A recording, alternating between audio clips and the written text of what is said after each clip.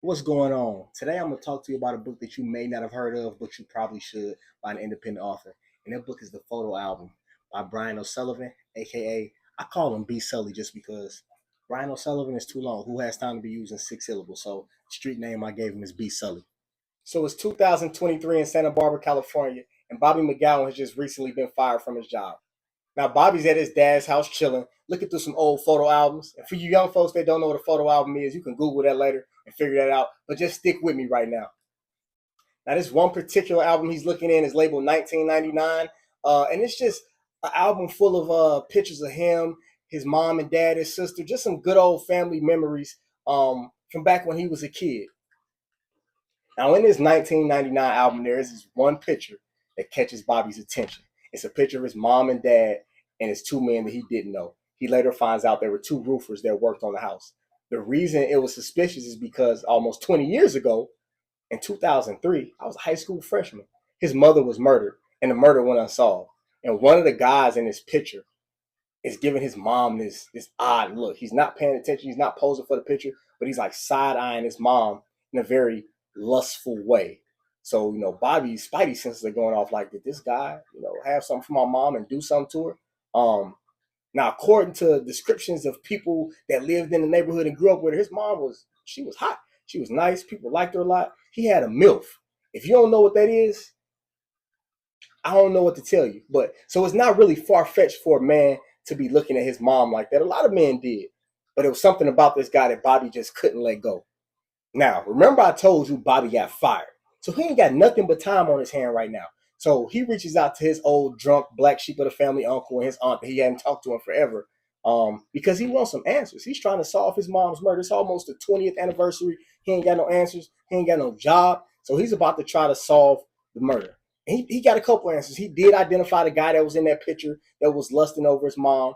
And he also got some information about a crazy ex that his mom had, that was just obsessed with her, couldn't let go even after the breakup, even while she was with his dad. This guy was just obsessed with his mom.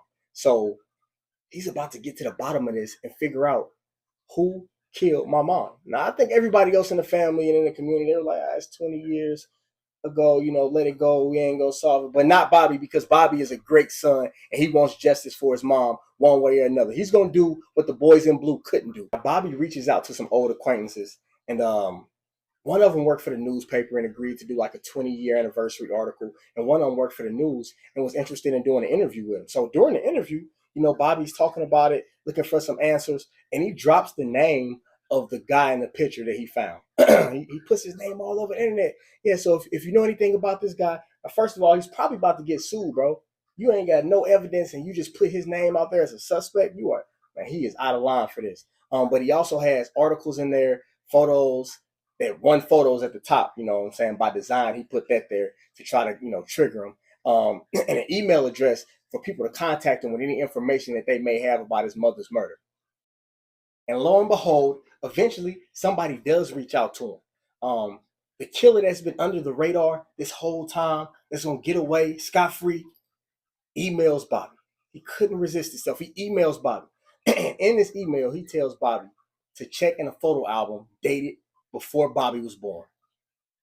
First of all, how do you even know that his family has photo albums that are labeled by date? How do you even know how old Bobby is? How do you know that in that album he's going to find something? You know what I'm saying? So obviously it has to be somebody that's close to Bobby and his family, right? So Bobby is unemployed and has nothing but time and goes in overdrive investigating who killed his mom. I'm going to leave it at that. But man, Bobby start connecting these dots. The killer want to play a little game because he's really good at it. You know what I'm saying? At what he did. So I guess he didn't got bored. And he wants to play a game with Bobby. And Bobby wants to play the game back. And that's all I'm going to tell you. At the end, justice may or may have not been served. But yeah, it was a really good read, man. It was very interesting, man. I enjoyed it. There is a sequel.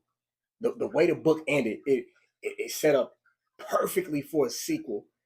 And Bobby's character is like phenomenal, phenomenal. I have not read the sequel yet, but I definitely will. So if you have not heard of this book, heard of Brian O Sullivan, aka B Sully, I highly recommend you check it out.